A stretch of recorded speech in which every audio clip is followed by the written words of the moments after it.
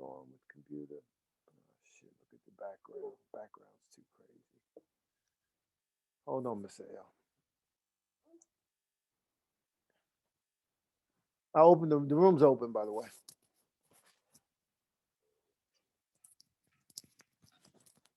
I'm a little bit better prepared for his ass today.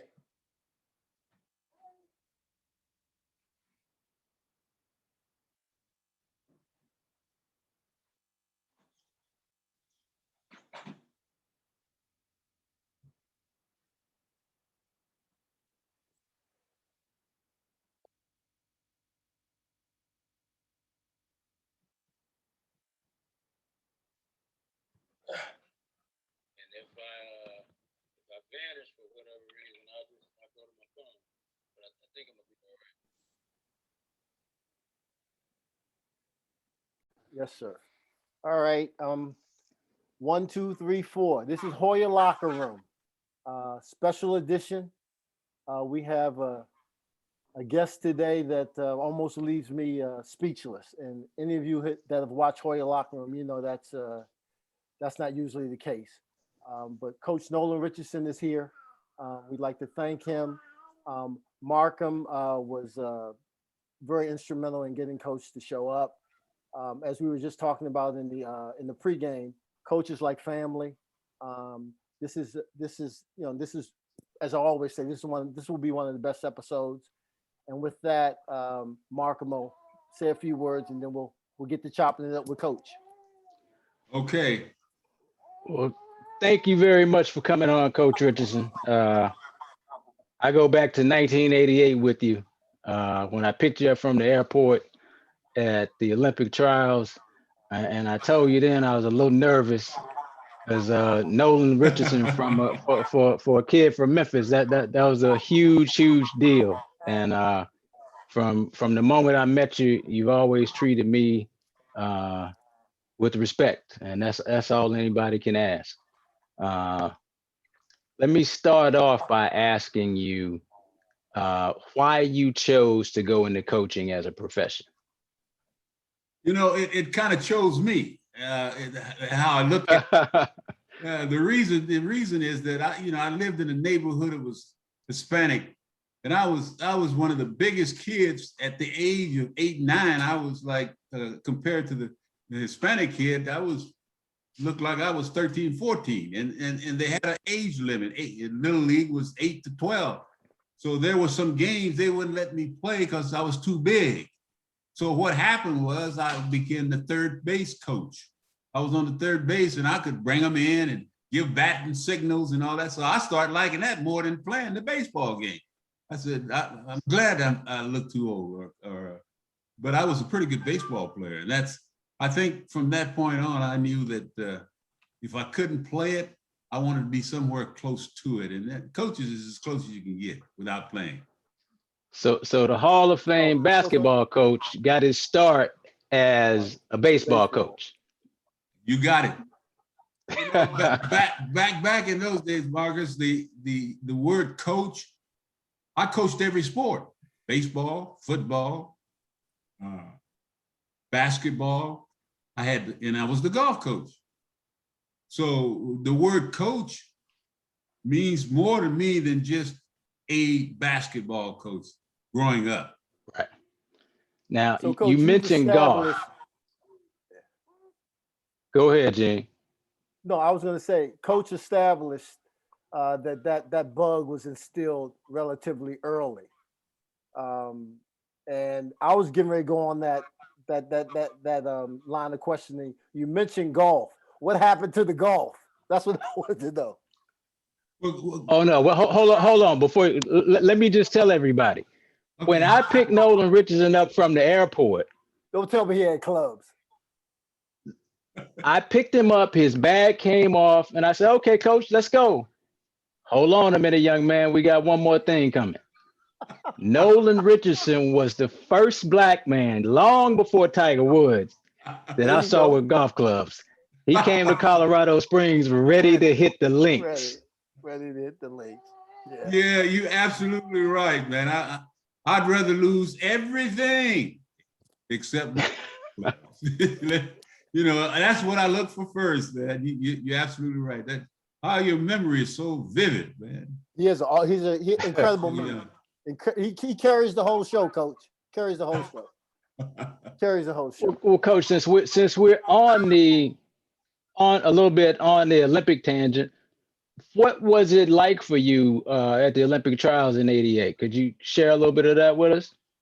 Oh man, let me tell you, I was so excited and so happy that John reached out and gave me the opportunity, you know, to come along and work. It's kind of was like a camp. Kind of worked the Olympics. Got a chance to see most of all the kids that were trying out. That was a really big moment for me because I started my coaching career in a junior college in 1978, 79, and John was beginning to really dominate the game, and I had admired him from afar, but to be able to come to that position was just incredible. I couldn't thank him enough for giving me that opportunity. How did you guys become friends? Well, Big John was Big John, you know, and afraid of it. No, John was a character to me. He could say some things that no one else could say or would say, and it didn't matter because he spoke what God loves, the truth, and that's who he was. I think seeing him at one of the Final Fours, having a chance to sit down and break bread and eat with him and George and Cheney, all at around the same time, I got a chance to meet those guys. And let me tell you, boy, that was the highlight of my whole coaching career, is to be around that kind of people, and particularly Big John. I mean, he was what every Black coach wanted to be, because his team, you guys, they played so hard for him. He to me was a master of controlling his young men to play and see the game the way he saw it. That was very impressive to me, and I tried to emulate that. I'm going to jump in here. This is Markham's question, but I want to steal it. In Coach's autobiography, I Came as a Shadow, he mentioned the gentleman that you just read off, yourself, Cheney, Raveling, and Coach. He referenced you guys as the Final Four. Can you define that? What does that mean to you? What do you think he was alluding to? Well, I think John, from my standpoint,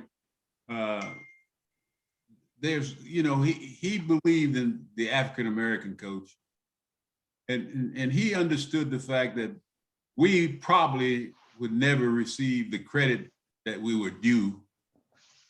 And to have John and Cheney and George, we were the guys that were out there and wasn't afraid that someone's going to take our job because we said the wrong things.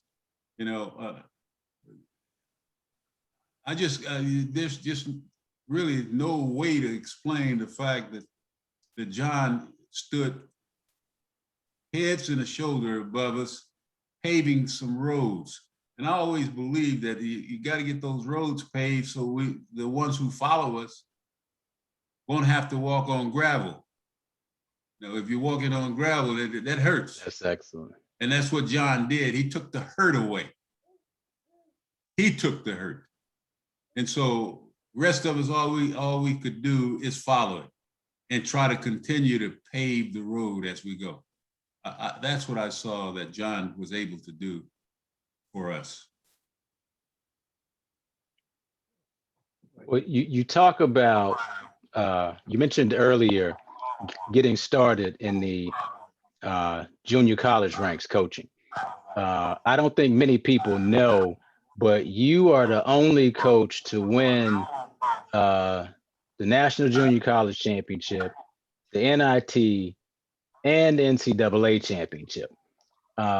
What would you say has been your and you can keep it into coaching or broaden it into life as a broader question, but I'm wondering what you would say your biggest success and biggest failure was as a coach.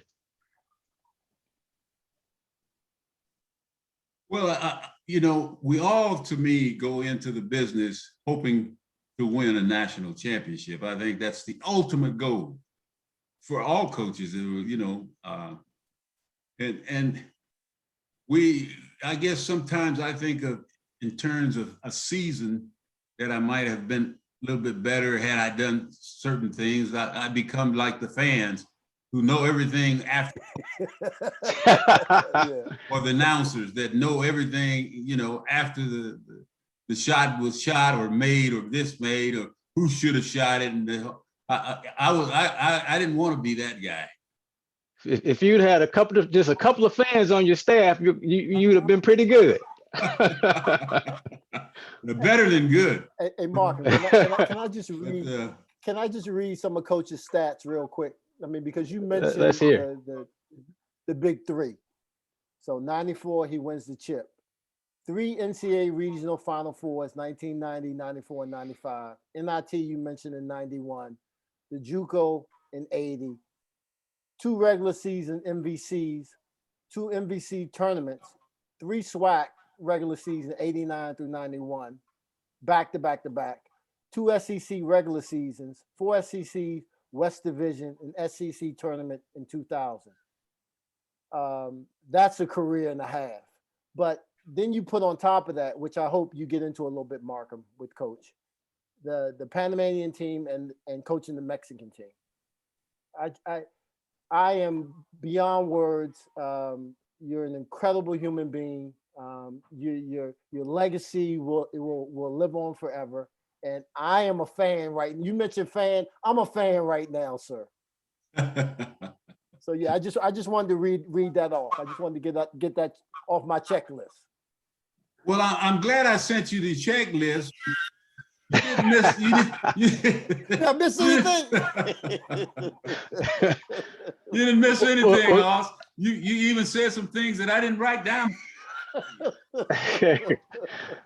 Well, Coach, since he brings up the initial international coaching, could you touch on that? And one thing he didn't mention was that you coached also in the WNBA.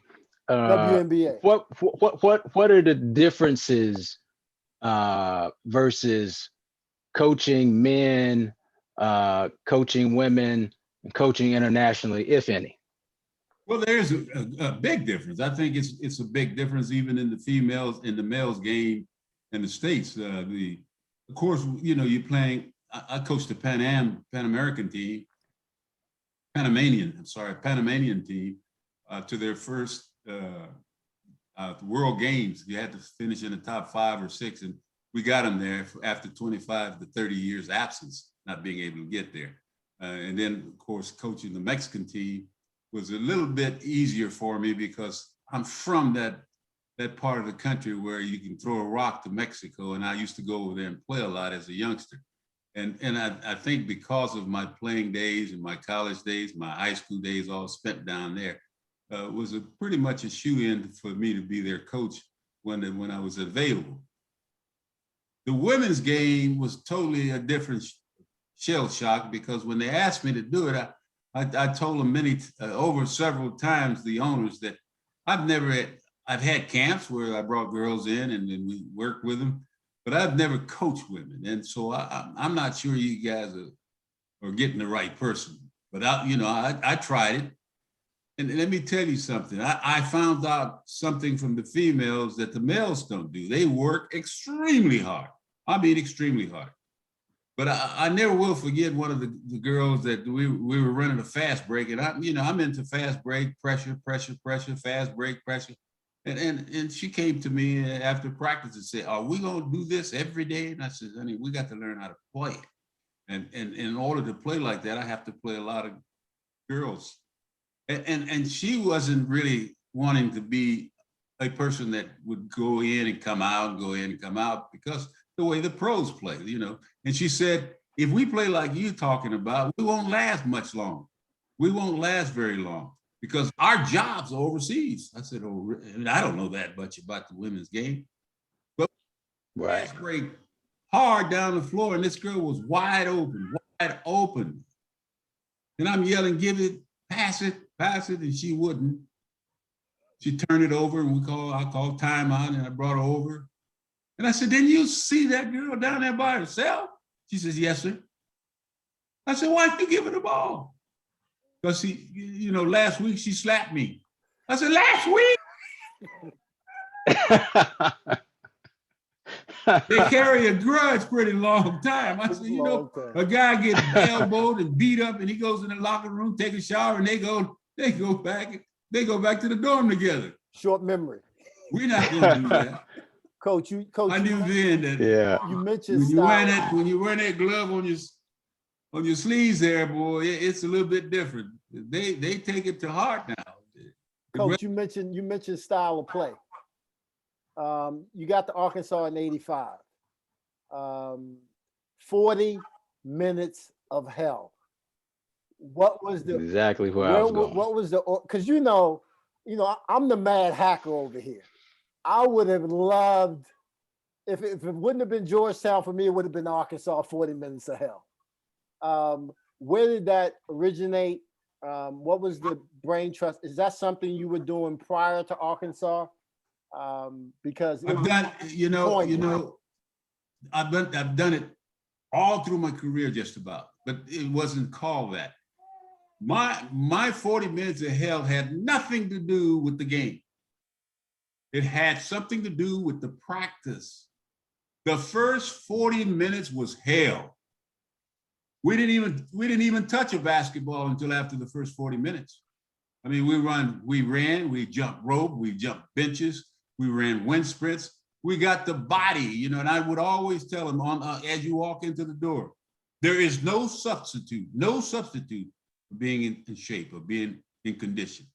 I said, then I can steal something from an old football coach, says that fatigue will make cowards of us all. And that's a true statement. But I found this out when I was at school at Bowie High School, or 7th grade kids. I never forget, I came home one summer there in El Paso, and I was a coach and established myself. And one of my players says, hey, coach, how come you didn't let us run 40 minutes of hell? I said, you did. Only it was 32.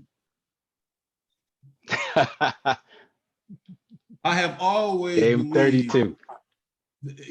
And how that got out is one of the games, one of the newspaper writers got to one of the players, and he said, well, you guys played pretty good last night. Eh?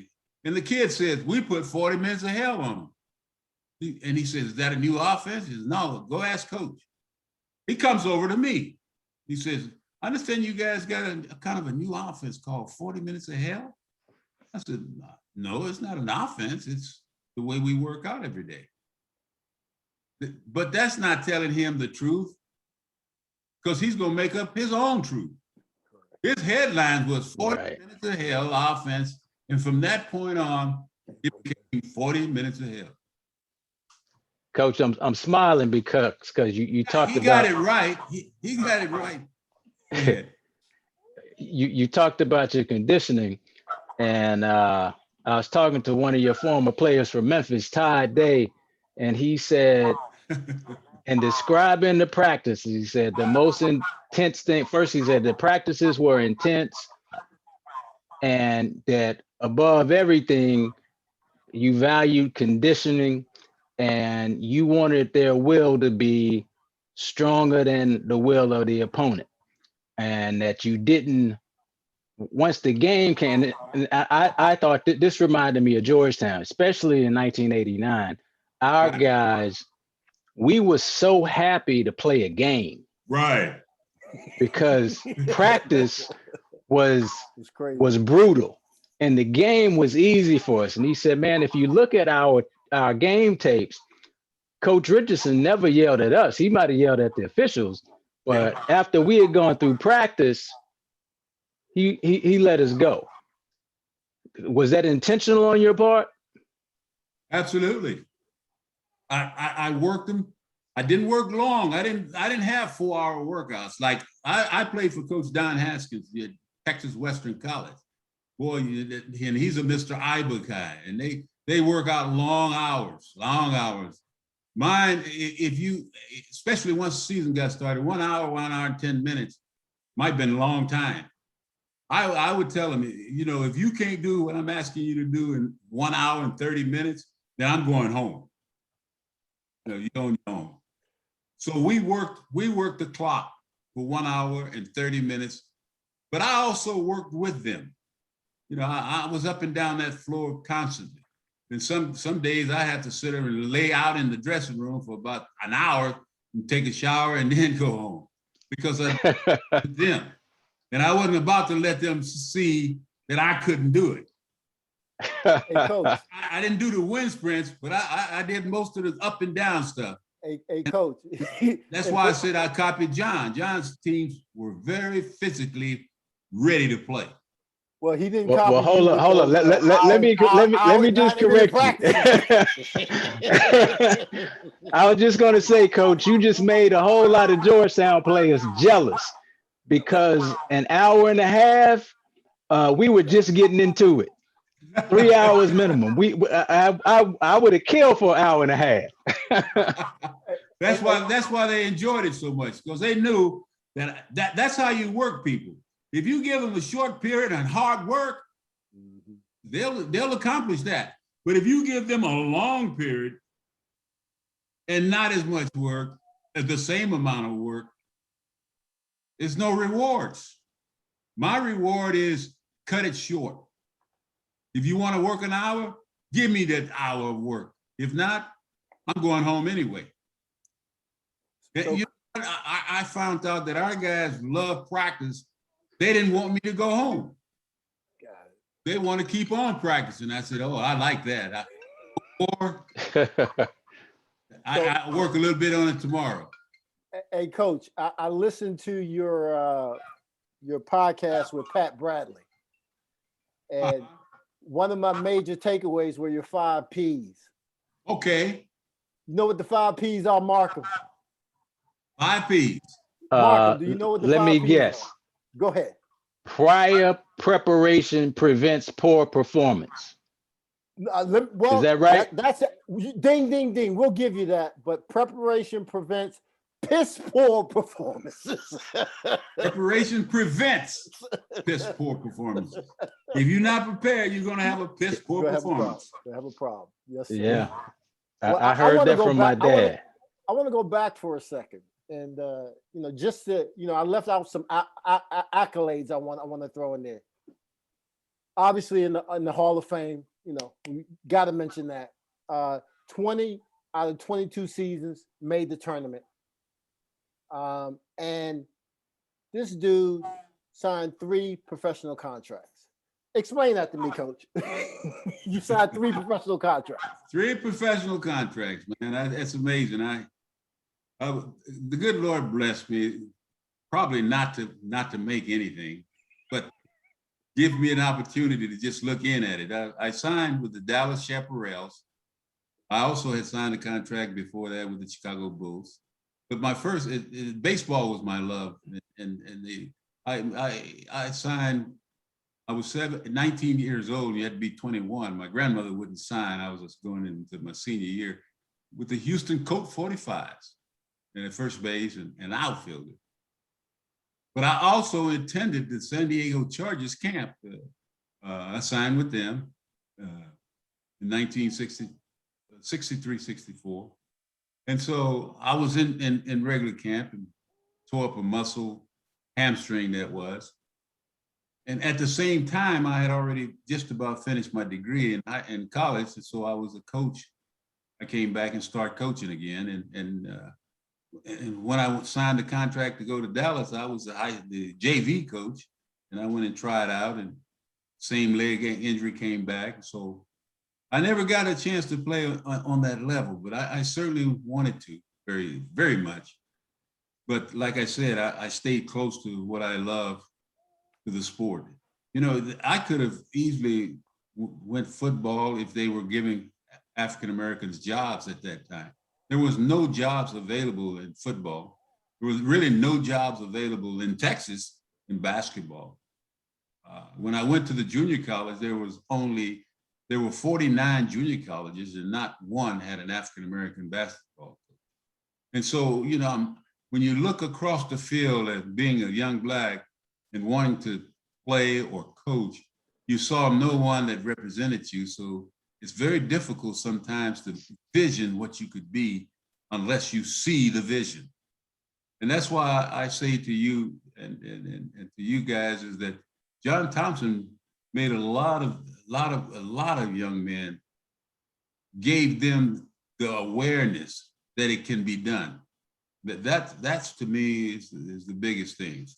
Me playing or trying to get in 3 sports, it was who I was, and I enjoyed all those sports, and still do. I don't watch them as like I used to, but in our day, you know, Jackie Robinson was the man. And he paved some roads. He made it a little easier for us to go.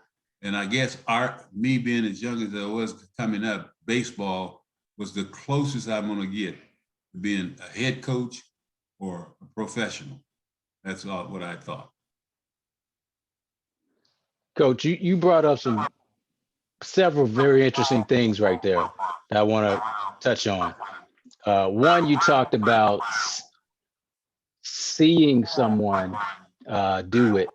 And I remember when Big John won the national championship, he said, the reporter asked him, what does it feel like to be the first African American to win a championship? And he was very quick to respond, I'm the first one that was given the opportunity. You were the second. Did you guys ever have conversations in that very tiny championship room between the two of you about what that meant for others coming behind you? John and I had conversations about that every time we met. I like that. I mean, that was an ongoing conversation about the fact that, you know, John was not one of those guys that would blow his own horn. You know, you're not gonna say I did this or I did that. And that's what made him so unique, is that he was able to do things without caring about where the glory goes. Yeah. He could care less where the glory went, as long as, to me, John was a person that wanted fair play. Everybody playing on the same field, not a level field. If you're playing on a level field, he got an opportunity, and he felt like getting an opportunity would also give opportunity to those who were less fortunate or who couldn't make it to the levels that he did. But yes, we visited about those things. We talked about the Prop 42 and the Prop 48. There's a lot of things that have gone through that we've talked about, and it was on the same page. Whatever, I mean, I was on the page that he was on. I was on his team. Yeah, your family, Coach. I want to continue with that line of questioning, but I just want to drop in our preparation speech, Coach, was we always play to beat the cheat. So Coach basically instilled in us, we already know we coming in 7 against 5. So be ready. So there's no sense of playing that victim or complaining to the referees and things of that nature. So your preparation speech, and then that was our preparation speech. So I just wanted to mention that. But I'd like to continue along the lines of Black coaches. If you look at the NBA, you got 32 teams, there are only 4 Black head coaches. That's about 12%. If you jump to the NCAA, I think it's about 25% of the coaches are Black. If you look at the Final Four or the Sweet 16, there were only 2 Black coaches that were in the Sweet 16. What are your feelings today? Do you think there's been enough movement? Do you still think there's a way to go? Because you're the HNIC. I mean, you're You're one of the last Mohicans. We've got a ways to go. I mean, I was very proud of the fact that Samson was able to get to the Final Four. I never forget John, and this is good to show you how big John operated. We're getting ready to play get into the championship game. He comes through by the dressing room, and I see him, and he pulls me over, and he says, "Patches." He calls me Patches. You know the song "Patches," we depended on you, son, to fill the family through. He sings. I'm saying, God, you're talking about some pressure. I said, John, yeah, I said, man, you need to go get you some voice lessons. Yeah, I never forget that. He says, now, Patches, you got to pull the family through. That's it, all right. Coach, what was it like playing? Coach, you mentioned the pressure. Go ahead. No, I was going to say, in '94, you guys actually met on your way to the championship. What was that game like? What was the game like? Yeah, he wasn't calling you Patches then. Yeah, well, yeah, I'm talking about when I was going to play. Yeah, we're going to go play for the championship, and as he passed the dressing room, we haven't played Duke yet. Yeah, but he says to me, "Hey, Nolan, I need to see you for a second." And I said, "All right, what's up, John?" He said, "Hey, Patches." I said, "Where did that come from?" Then he started singing, "Patches, I'm depending on you, son, to pull the." I said, John, you need some voice lessons. But Coach, didn't Georgetown and Arkansas play in the tournament? We played our second round game. What was that like? Oh, that was incredible. See, but we had met once before. We met in Memphis, Tennessee, where I played John and Chaney was supposed to play George. That was the Big Four, the tournament, or we had those games. And so we played at the Pyramid. At the Pyramid, and I'll never forget the little guard. What's one of the best? Allen Iverson. Oh my God, Allen! I was telling Todd in that game, it was crazy to me because Allen had free reign. He was doing things that Charles Smith, as a senior, did, and he was a freshman, pulling up from 30 feet. And I mean, we just hadn't seen that in Georgetown. No, I never saw a kid that fast. I said, damn, I think he can play ping pong by himself. He don't need nobody to help him. That's the quickest. Whoa, that was the quickest thing I ever saw in my entire coaching career was that little guy going. That was a game. Yes, indeed.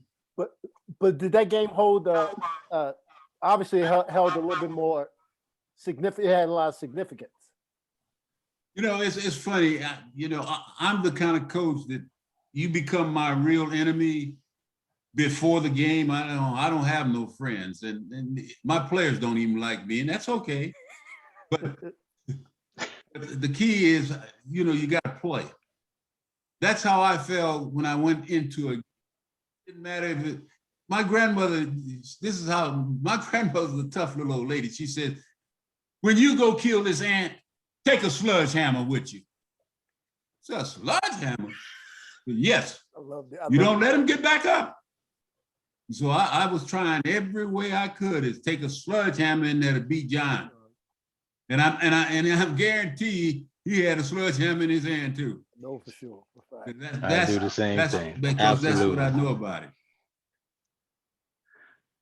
Coach, you talked about the pressures in coaching. You were the first Black head coach in the Southwest Conference. Could you talk about the significance of that for you and any pressure you might have felt leading the way? That's when I really realized that it was going into the Southwest Conference was very difficult for me because, as you alluded to, you're going against five. You're supposed to be playing five, but you might get seven.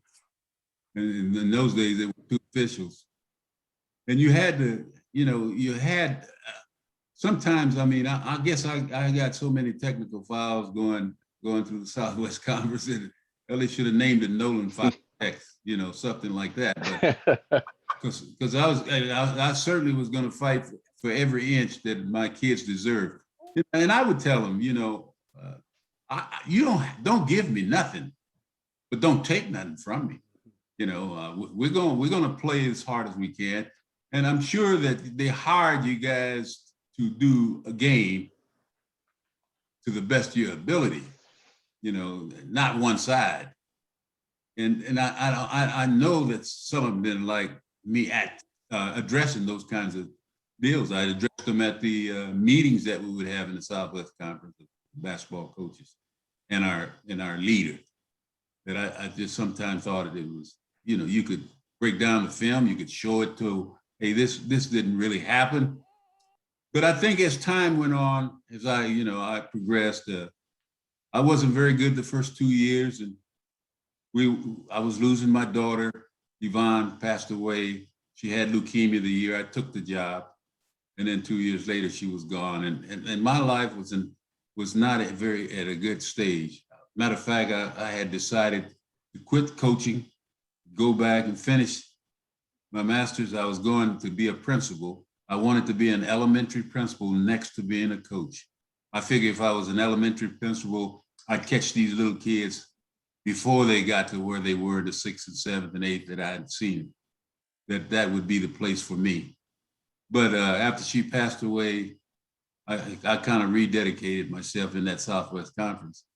And then after that, we went on a roll, or at least for the last 3 years that we're in the conference, we're conference champions, tournament champions.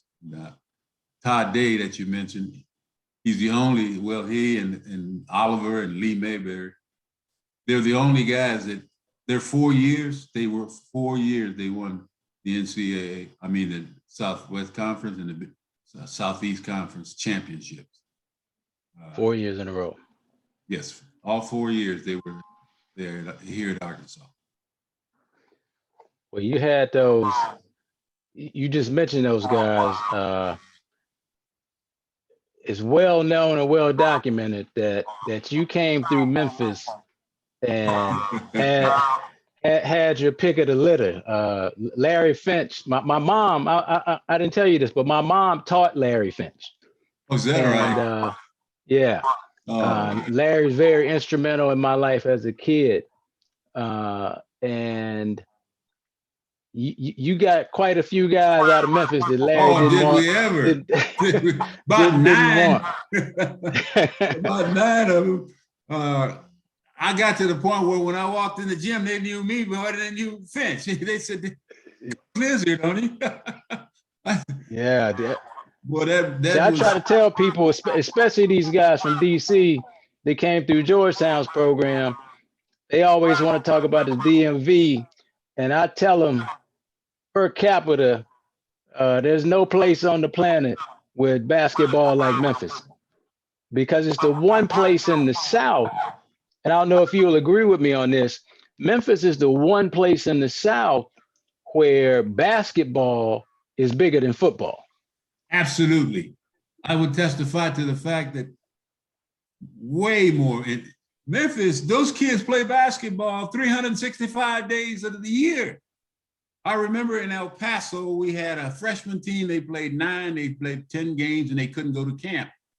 Memphis kid as a freshman has played 109 games.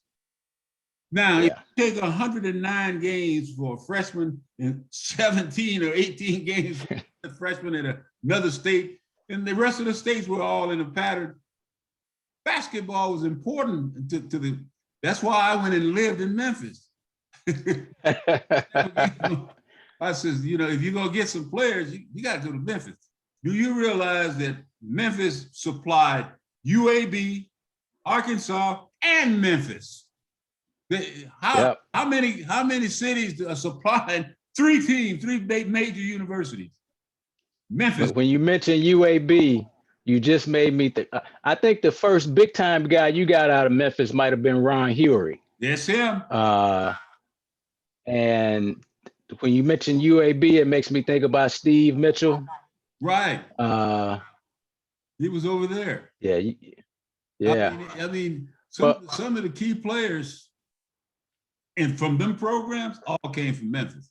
You know, then we got Todd Day.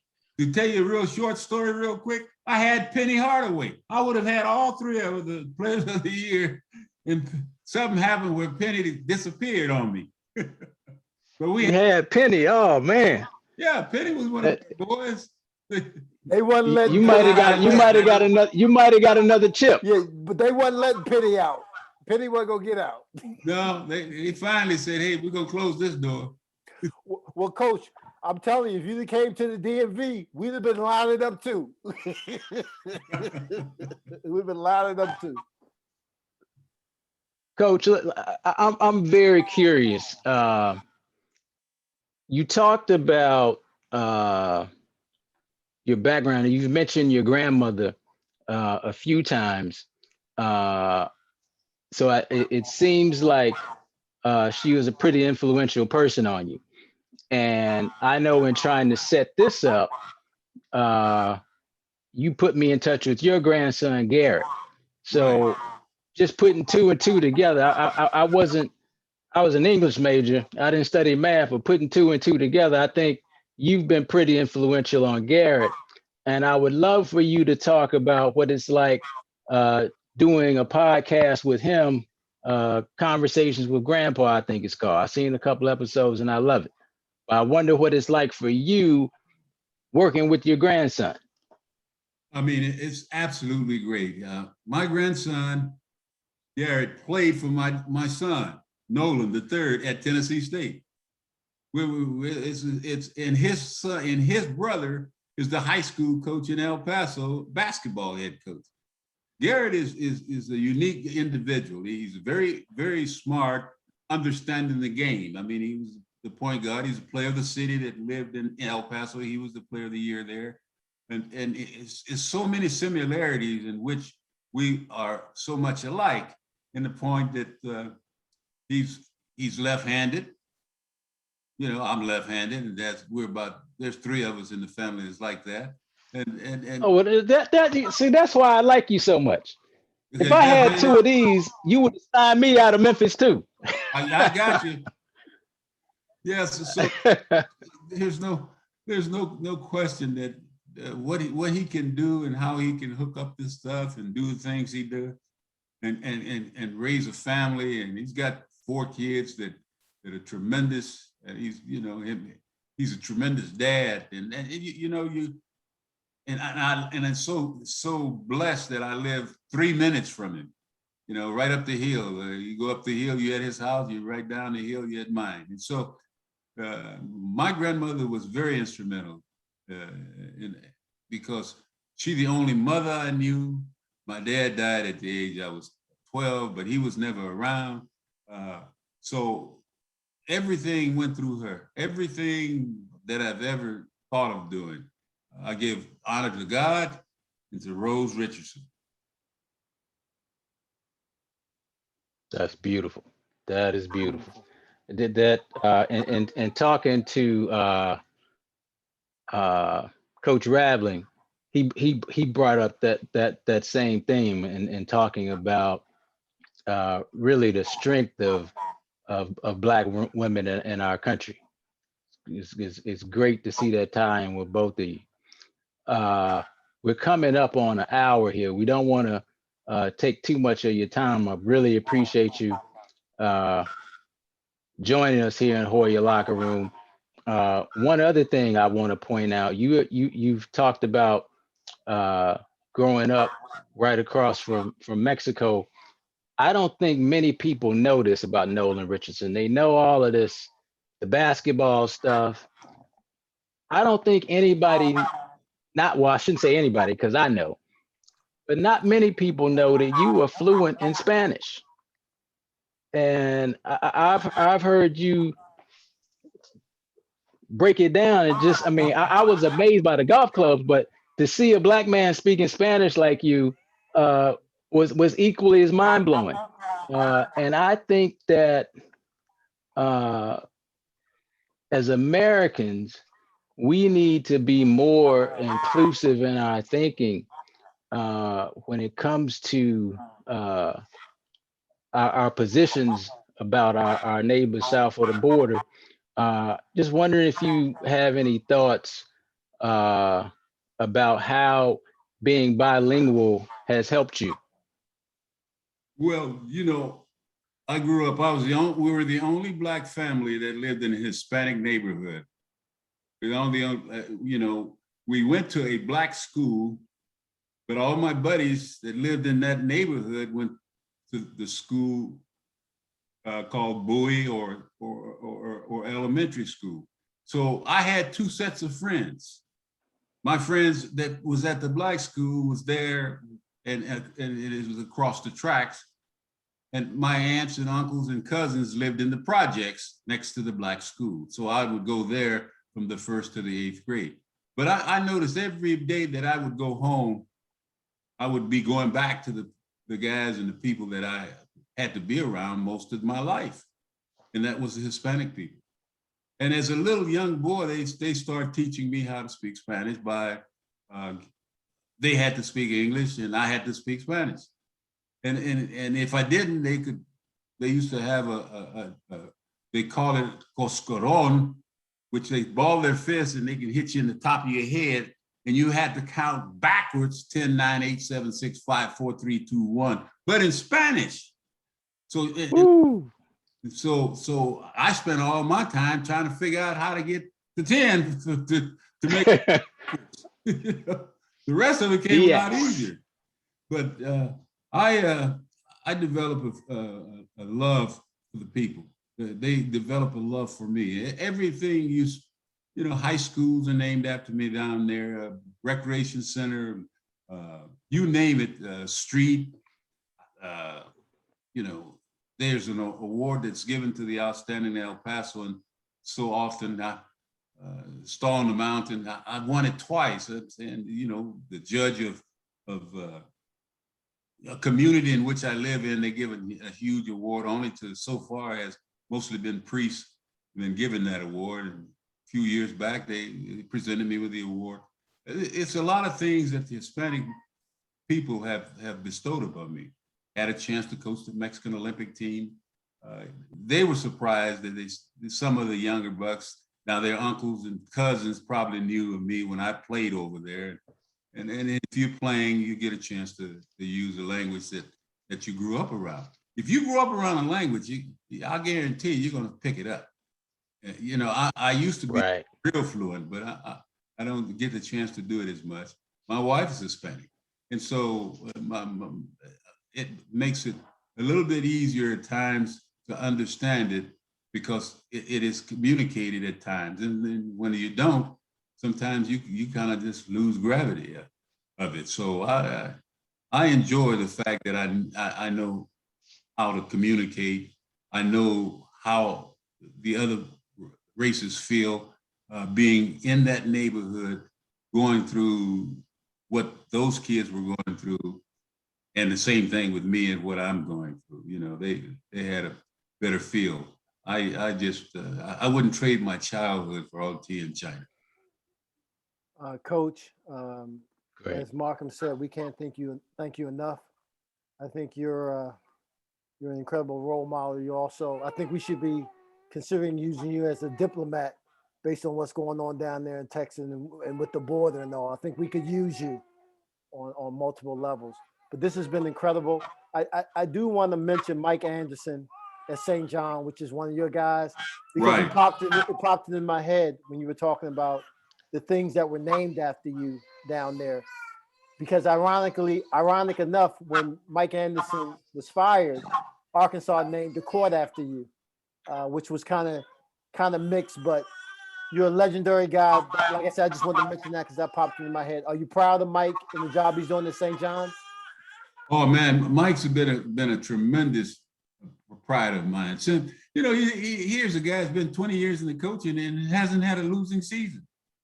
I mean, maybe only one or two coaches are left that has been that long and never had a losing season. I mean, he's a proven winner. I mean, he was at Missouri, Elite Eight, took UAB. Now, whoever heard of UAB much? That you know, he takes them to the Sweet 16.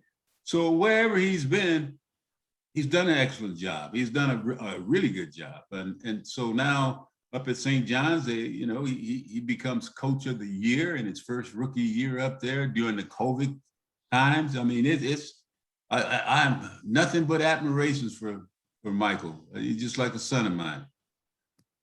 Well, Coach, thank you so much, man. We'd love to have you back if you're available, just because we can talk to you all day. You have an open invitation whenever you want to come to Hoya I can Locker listen to you Room. and Markhum all day. Well, Markhum, as long if you can come pick me up, Markhum, like you did at the airport, I think we got lost trying to find the gym. I mean, I will pick you up wherever you want to go, Coach. And I will carry the bag. I am good. I am good to roll. I am good to roll with Strolin, Nolan, Richardson. All right, man. That sounds good. Thank you so much. Thank you so much from the heart, man. This has been a true pleasure, honor to be in your presence, and best to you and your family. Stay safe during these challenging times. Thank you, guys. I appreciate you. All right, Coach. Bless. Bless. All righty. All right, man. Bye-bye. Thanks, Garrett.